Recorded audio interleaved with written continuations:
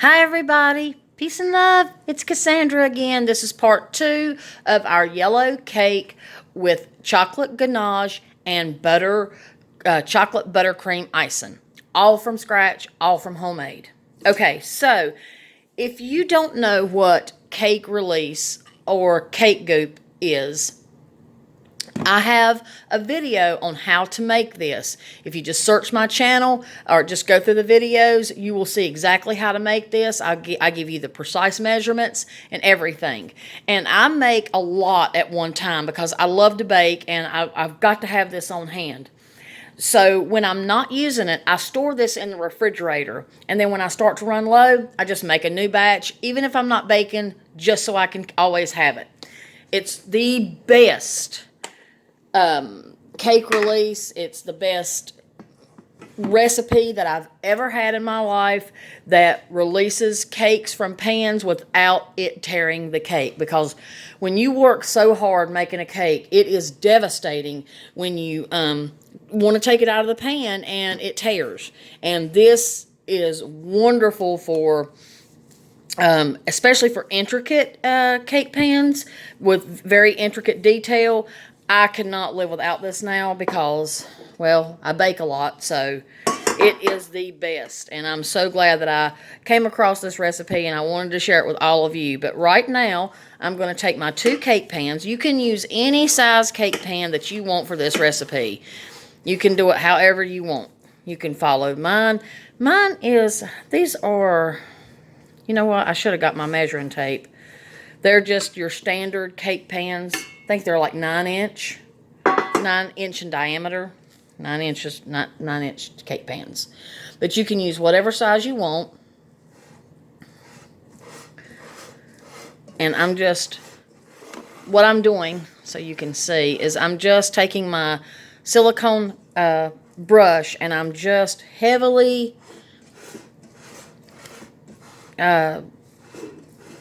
greasing, basically, my cake pan. With this cake release, you do not have to flour your pan. So let me just get this. And this is part 2. I've already said that, I think. Just wanted to make sure. I just want you to see what I'm doing. Get the sides really, really good. Get the corner. See that where that meets? Make sure you get those really good.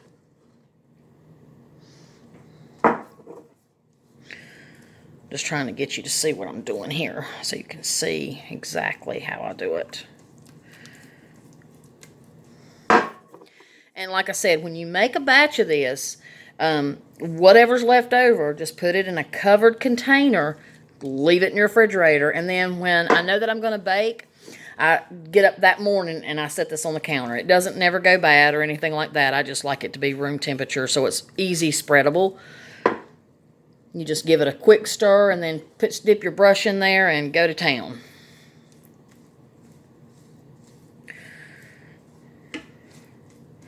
Okay, I have my oven set to 325 degrees. I've learned that I bake my cakes on a lower temperature and it yields a much better bake.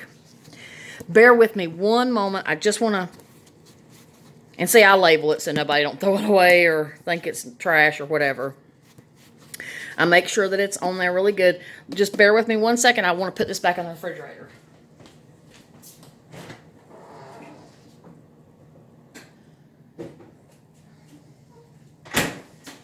Okay, that's in the refrigerator. Now I'm going to divide my batter evenly between both pans. So I want you to see what I'm doing.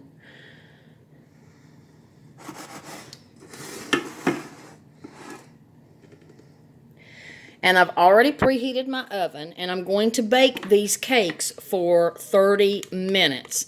So, and you know, I'm doing this in real time. So we're going to come back for part 3, and I'm going to show you how I make my ganache and my buttercream icing. It's kind of a long process, but it's so worth it.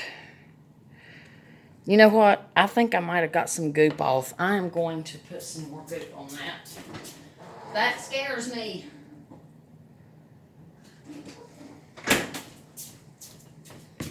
I accidentally wiped it off, so I'm going to put some right back on there. There we go, because that cake is going to rise.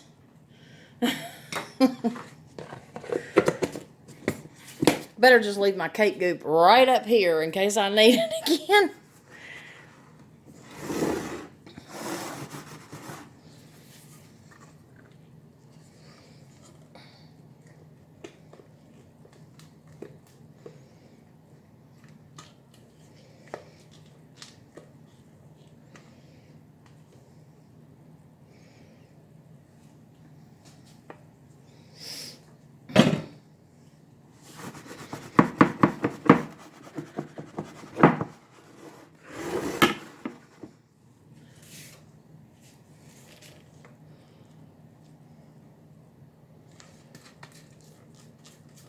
You can do this by weight.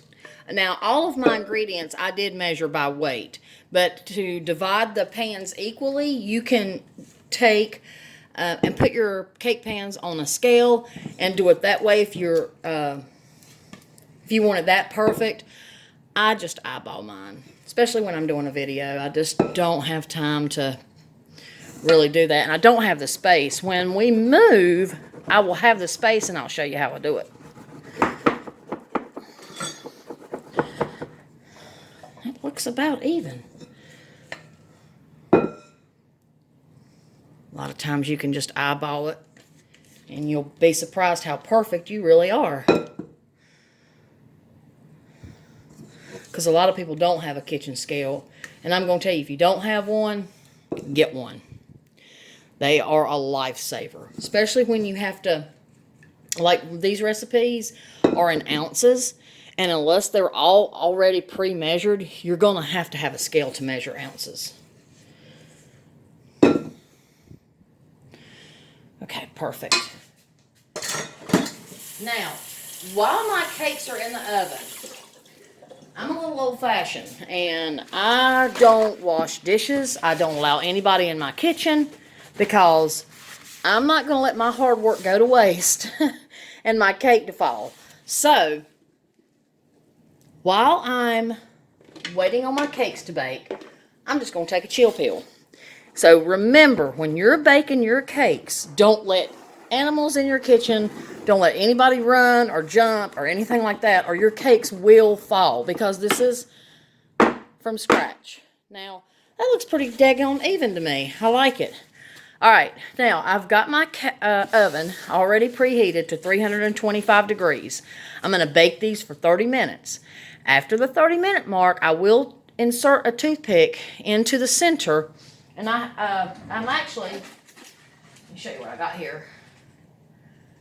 I love to make kebabs, and so I'm going to just use a kebab stick. I'm going to just lay it right there, and I'm going to insert this in the center of both of them to make sure that it comes out clean. Once I do that, I'm going to let these cakes sit on a wire rack for 10 minutes, and then I'm going to take them out of the pan. Then they have to completely cool on the wire rack, and then I'm going to put them in the refrigerator. After I do that, that's when I will come back, and I'm going to show you how I make the ganache, how I make the buttercream icing. We're going to put it together, and then you're going to see something amazing. Peace and love, everybody. I'll be back soon. Love you. Bye-bye.